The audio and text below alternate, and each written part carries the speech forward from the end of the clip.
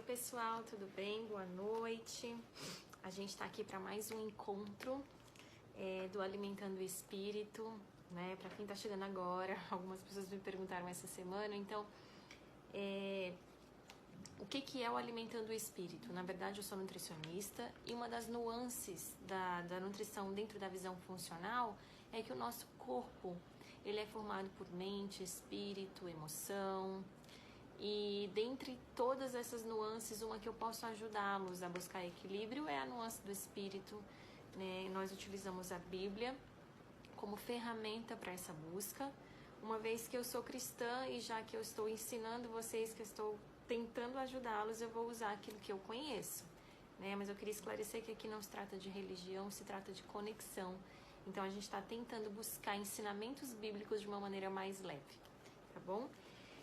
Sem fugir do que a Bíblia fala, obviamente. Então, hoje, eu vou falar um pouquinho sobre o que a gente conversou ao longo da semana. A gente falou ao longo da semana, algumas pessoas vão lembrar, outras não participaram. Eu perguntei para vocês quais eram os principais defeitos que vocês tinham, né? Pontos a melhorar. E aí um montão de gente respondeu. Eu agradeci, porque se expor assim, né, não é para qualquer um. E eram todos diversos, eram tantas coisas. Eu sou ansiosa, sou impulsiva, sou isso, sou aquilo. E nós dividimos fizemos duas observações. Primeiro, a diferença entre característica e falha de caráter, né? Algumas pessoas têm características que não são falhas de caráter. Outras têm falhas de caráter que precisam ser corrigidas, que relataram, né? Mas todos nós temos as nossas próprias características e todos nós temos algum ponto do nosso caráter que precisa ser melhorado, tá? Isso é normalíssimo, todo mundo tem a sua pontinha ali do iceberg que fica pra fora e aquele montão que fica pra dentro e que a gente precisa melhorar e que ninguém conhece muitas vezes, né? Porque a gente se revela em público apenas como a gente quer. Então eu falei pra vocês alguns pontos que eu tive que melhorar ao longo da minha vida, vocês falaram também. E por que a gente vai falar sobre isso agora? Porque a mensagem que eu tenho pra hoje é a respeito disso. A respeito do tempo, a respeito do que a gente faz com as nossas características, do que a gente faz com a nossa vida, enfim. É uma reflexão um pouco ampla, mas a gente vai conseguir chegar lá no ponto.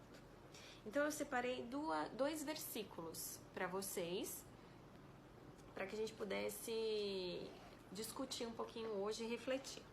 O primeiro tá lá no capítulo 90 do livro de Salmos, no versículo 12. Então diz assim: ensina-nos a contar os nossos dias para que alcancemos corações sábios. O outro tá lá no livro de Gálatas, Salmo Antigo Testamento, tá bom? Agora a gente vai pro livro de Gálatas, que é o Novo Testamento. E aí a gente tá no capítulo 6, versículo 4. Cada um examine os seus próprios atos, e então poderá orgulhar-se de si mesmo, sem se comparar com ninguém, pois cada um deverá levar a sua própria carga. Tá? Aí mais um pouquinho acima, no versículo 7 está assim: de Deus não se deixe enganar, de Deus não se zomba, aquilo que o homem semear também colherá. Nai, o que tem a ver um capítulo com o outro? Vamos começar do começo, né, dos Salmos. Quando a Bíblia fala, né, quando o salmista fala, Deus, ensina-nos a contar os nossos dias para que alcancemos corações sábios, isso me leva a refletir sobre a nossa própria vida, sobre o nosso tempo, né? O que a gente faz com o nosso tempo, com a qualidade de tempo que nós temos. O que a gente tem feito para melhorar e para alcançar esses corações sábios? Muitas vezes a gente não tem feito nada. Entra ano e sai ano, a gente veste branco no Réveillon, a gente faz um monte de promessas, a gente escreve no livrinho e a gente não muda o que é essencial. Porque se eu fizer exatamente igual, não tem como eu querer respostas diferentes, né? Se eu continuo fazendo tudo igual, as coisas serão iguais, elas não vão mudar. E muitas vezes o que me leva a fazer tudo igual são as minhas crenças, sim, é a minha vida, mas são as minhas características, é a minha maneira de fazer as coisas. E quantas pessoas, né, fazem errado e tem aquela pontinha de esperança de que eu fiz errado, mas comigo não vai ter aquela consequência que teve com o meu colega. Gente, vai ter. Lá em Gálatas é clara a lei da semeadura. Aquilo que você plantar, é isso que você vai colher. A gente não consegue plantar batata e colher cenoura. A gente vai plantar batata e vai colher batata. Então, assim, muitas vezes a gente perde oportunidades, a gente se enfia em situações, em relacionamentos, em coisas tão descabidas e tão desproporcionais e que só dependia da gente mudar, né? São exatamente as mesmas características. Então, eu vi muita gente falando assim, eu sou muito impulsivo e isso... Gente, olha... Algumas características não são falhas de caráter. Se a gente for avaliar os 12 discípulos de Cristo, Pedro, ele era muito apaixonado por Jesus, mas ele era totalmente descontrolado, impulsivo, doido, né? Ao mesmo passo que ele dizia que ele ia fazer, que ele ia acontecer, ele metia os pés pelas mãos, e aí Jesus falava assim, Pedro, tu vai me negar 3 vezes, ainda que o galo cante, tu vai me negar, Pedro. Ele falava, não, Senhor Jesus, eu não vou te negar e tal.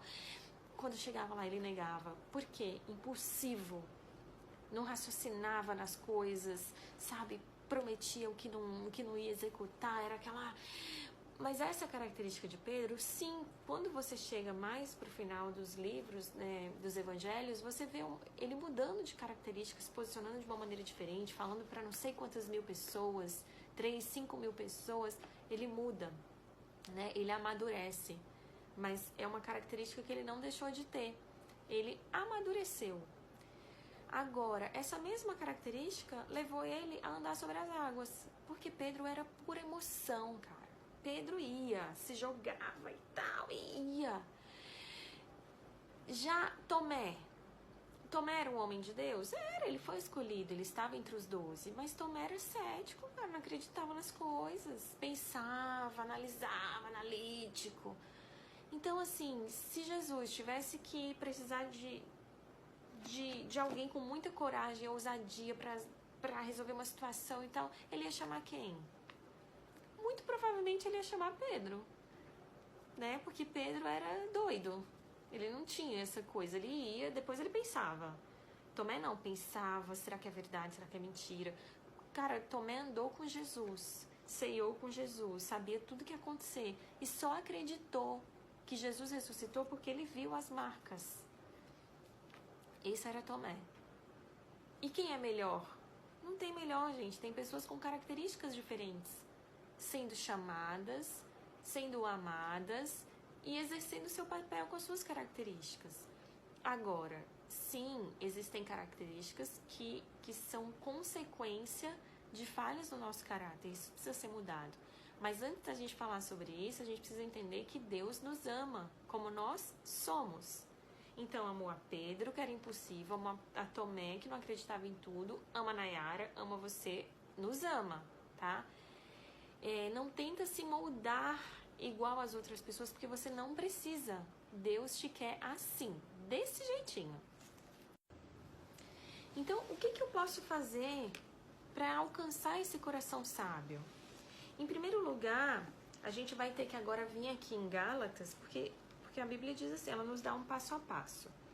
Cada um examine os próprios atos. Então, foi o que a gente fez na semana passada. Quando eu perguntei, gente, quais são aquelas características que vocês acham que vocês precisam mudar? Né? Que vocês realmente têm problemas, têm pontos a melhorar. E aí vocês... A autocrítica estava lá em cima. Mas isso é bom, isso é uma análise, é um autoexame. Quando você se olha com muita honestidade, a chance de você mudar é muito grande, né? Por que Jesus sempre fala, arrepende-se e vem? Porque o arrependimento, ele só vai acontecer se você for honesto com você mesmo. E o primeiro passo é esse, se autoexamina. Se você puder se orgulhar de si mesmo, se você puder, eu vou te dar outra dica. se você pudesse se orgulhar de si mesmo sem se comparar a ninguém, eu vou te dar outra dica. Você vem, traz a sua carga, leva a sua carga e vem comigo. Me segue.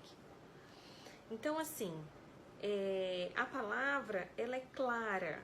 A gente precisa se autoexaminar, a gente precisa ver se realmente a gente tem motivo para se orgulhar e, principalmente, sem me comparar a ninguém. Eu tenho características únicas, eu sou único. Eu tenho pessoas que me inspiram. Essa semana eu também tô dando várias dicas. Gente, essas pessoas aqui me inspiram nisso, me inspiram naquilo.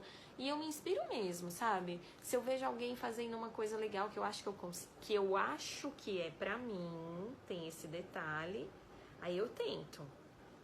Tem gente que faz... Olha eu arrumando o cabelo na hora que eu falo. Tem gente que eu acho que fazem coisas incríveis, mas que não são pra mim. Porque eu não vou conseguir, não é aquela minha realidade, aquilo não aconteceu pra mim, não vai acontecer daquele jeito, e tá tudo bem. E eu vou continuar admirando. Mas eu não vou me comparar, eu não vou, sabe, entrar no nível de busca de algo que eu nunca vou conseguir atingir. E isso nos afeta em tantas áreas, cara. Nos afeta no nosso corpo, na própria alimentação. A gente olha o corpo daquela mulher e fala, meu Deus, eu quero aquilo. E não tem tempo de fazer o que ela faz, não tem condição de fazer o que ela faz. Eu, como mãe, vejo muito isso. Mulheres maravilhosas. Inclusive agora, gente, eu tô aqui arrumadinha, toda maquiada, porque eu tô gravando. Mas daqui a pouco, se eu estiver passando roupa, eu não vou estar assim. Se eu estiver com meu filho rolando no chão, eu não vou estar assim. Então, a gente tem que discernir as coisas. Você vê na internet tantas mulheres lindas, maravilhosas, arrumadas, luxuosas, com 2 filhos. E você olha e fala, meu Deus, eu sou uma incompetente. Porque são 3 horas da tarde e eu não consegui nem tomar banho ainda. Cara, não se compara, se examina, melhora a fim de que você alcance um coração sábio. Se você puder olhar pra si mesmo e se orgulhar de si mesmo sem se comparar a ninguém, beleza, cara. Pega a tua carga e vai. Continua na tua caminhada, sabe? O nosso grande mal é essa comparação. A gente sofre de 3 males enormes. Primeiro, não ser honesto com a gente mesmo. Sempre a gente justifica as nossas características em cima dos outros, terceirizando a culpa. Não, eu sou impossível, mas você me irrita. Eu fui lá, mas você que fez. Eu briguei com você porque você é chato, né? A gente nunca fala, não, eu briguei com você porque eu tenho um problema sério de ira. Eu preciso me controlar. Não, eu te falei todas essas coisas porque eu sou impossível, eu não penso pra falar. Não, eu fui lá, eu comprei tudo isso porque eu sou impossível. E eu não pensei que isso fosse acabar com as finanças da nossa casa. Olha, eu realmente eu te traí. Porque eu tenho uma falha de caráter. E eu não consigo ajustar. Então, quando a gente se examina, quando a gente confessa, a Bíblia também fala disso, de confessar. Cara, é libertador. É libertador. Hoje eu falo pra vocês desses pontos a melhorar, que eu falei lá no começo, de ser controladora e tal, né? E de ter problema em dizer não, e muitas vezes isso levar a mentira com tanta tranquilidade, porque eu cheguei pra Deus e eu tinha outra grande falha de caráter, que é uma falha de caráter terrível, que eu tive que tratar durante o tempo, que se chama defraudação. O que é defraudação? Você gerar no outro uma expectativa de uma coisa que você não vai cumprir. Então, isso também era um problema. Primeiro, de não dizer não, você fica toda hora defraudando as pessoas, gerando expectativa nas pessoas e você não vai cumprir, né? E depois, em relação a pessoas, eu sabia que a pessoa estava afim de mim, eu deixava ela ficar e eu não dizia que não ia ficar com a pessoa. Enrolava. Olha a dificuldade de dizer não, defraudando o outro. Tudo... Olha a raiz, cara. A dificuldade de dizer não me levava a defraudar as pessoas, me levava a mentir, porque aí a pessoa ligava e falava, ai, você pode ir hoje? Ai, eu vou ver. Ai, não, é que... Cara, eu disse não. Hoje eu digo não com maior facilidade, já me tratei disso, graças a Deus, mas era um ponto muito sério. Era uma característica que virava uma falha de caráter, porque existiam outras coisas ali, junto, né? Tornando esse problema maior. Então, assim, Quando a gente se examina, que a gente fala pra Deus, olha, Senhor, eu quero falar contigo. Lembra que a gente já falou sobre isso lá no comecinho das nossas reuniões, que a gente falou assim, como é que ora? Ora sim, cara. Chega lá, fala com Deus do jeito que vier na tua cabeça. Ó, Deus, eu queria te dizer que eu sou assim. Eu minto, eu sou fofoqueira. Eu tenho inveja, Deus. Eu não queria sentir, mas eu sinto. E aí quando você fala isso pra Deus com honestidade, e você fala, Deus, me ajuda, porque eu não sei mudar, eu não sei o que fazer, eu tenho vergonha. Cara, Deus vai te ajudar. Você vai começando a criar estratégias, e eu vou te dizer outras. Se você tem pessoas que te levam a essas falhas, se afasta dessas pessoas, se afasta dessas situações. É muito melhor a gente aprender observando o outro, do que a gente precisar passar vergonha, sabe, para aprender. Eu sempre falo que a criança, ela é uma boa observadora, mas ela não sabe interpretar nada. Então, se ela vê a mãe dela mentindo, ela tá ali observando e aprendendo. Mas ela não tem ainda, né, a sabedoria de saber que aquilo é mentira ou é verdade. E o adulto, ele acha que ele é um bom observador, só que ele não é, porque ele vê tudo sobre o ponto de vista dele, sob o ponto de vista dele, com todas as suas crenças, todas as suas limitações, tudo, ele olha o outro do seu ponto de vista e não do outro, e também não sabe interpretar, porque ele julga. Então é difícil, né?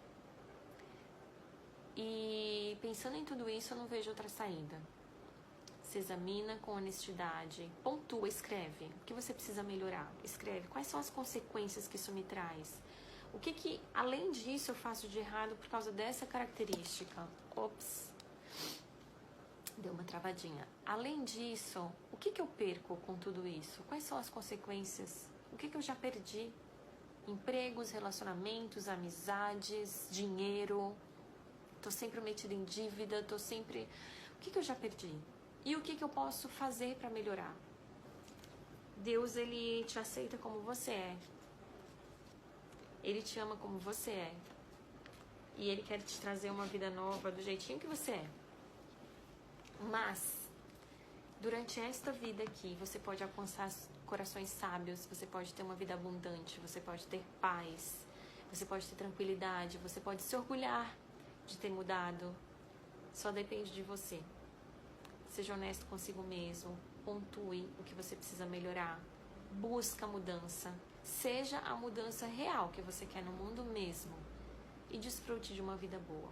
Essa é a mensagem dessa semana, um beijo e busque sempre pessoas boas para te inspirar, pessoas de verdade.